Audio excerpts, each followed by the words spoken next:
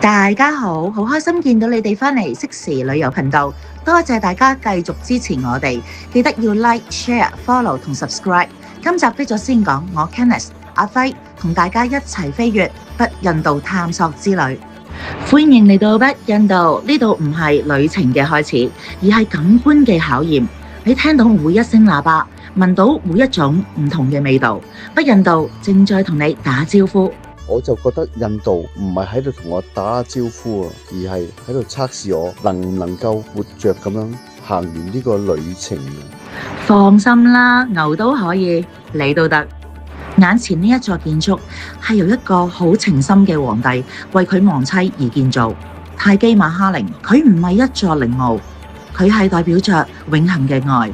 深深感受到每一塊大理石裏邊都藏着浪漫嘅情詩。我突然覺得我談過嘅戀愛實在太平啦。你嗰啲叫做戀愛，只係喺度蹉跎歲月咋。齋普爾係拉賈斯坦邦嘅皇家之城，粉紅色象徵好客，所以整座城市都喺度歡迎緊你。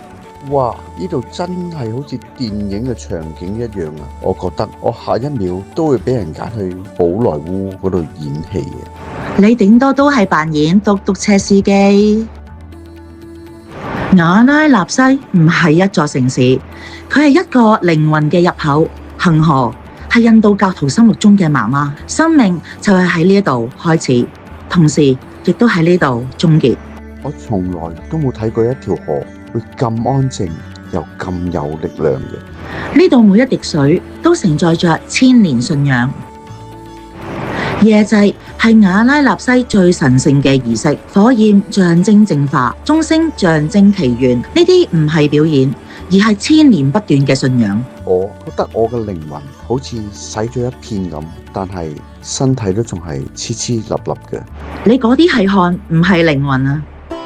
卡九拉霍寺廟群，世界文化遺產。呢啲雕刻唔係色情，而係生命完整。印度人相信愛、慾望、快樂、痛苦都係人生一部分。我覺得呢啲雕刻呢，比我健康教育課本裏邊講嗰啲呢仲深入啊！因為你嗰本健康教育課本只有2頁。北印度係一場衝擊，佢唔會迎合你，亦都唔會取悅你，佢只會用最真實嘅方式俾你睇到世界另一面。你以為你喺度旅行，其實係印度喺度改變緊你。如果你願意敞開心扉，北印度會帶到俾你一段永生難忘旅程。非常感謝大家收睇今集北印度之旅，係咪好想知道更多詳情？可以喺 YouTube、Facebook 留言區留言，亦都可以致電適時旅遊25620773，或者 WhatsApp 俾我哋，號碼9485289992881831查詢。